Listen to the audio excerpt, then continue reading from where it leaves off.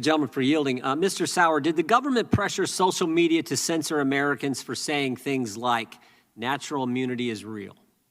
Absolutely. Did the government pressure social media to censor Americans for saying things like gain-of-function research happened in that lab in China? Absolutely. Did government pressure social media to censor Americans for saying things like the virus likely came from a lab?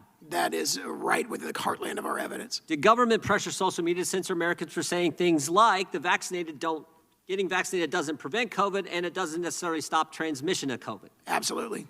So all those were true statements, but according to the Democrats, it's fine for the government to pressure social media to take those statements down.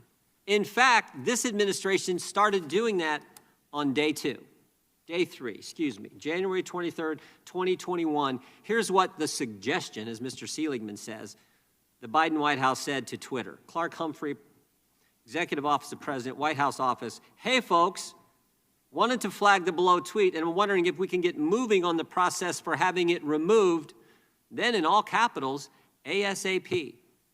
Is that a suggestion or maybe something a little stronger than a suggestion from the White House on the third day, of this administration? Stronger than a suggestion. Heck yes, it's stronger than a suggestion. And here's the scariest thing of all. The bulletin the Democrats put up earlier, the National Terrorism Advisory System Bulletin for February 7th, 2022, talks about mis, dis, and malinformation. Mr. Sauer, tell me what is malinformation? Malinformation, by their definitions, is truthful information that the federal official thinks lacks appropriate context. It's an Orwellian term.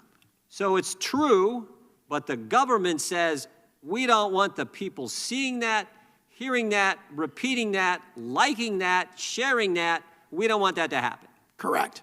Now that is scary. That is exactly what the chairman just said.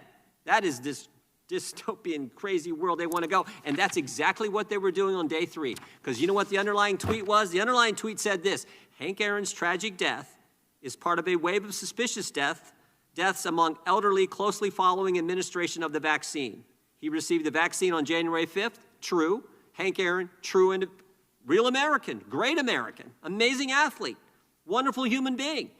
He got the vaccine on January 5th to inspire others to get it, and then there's nothing false in that whatsoever.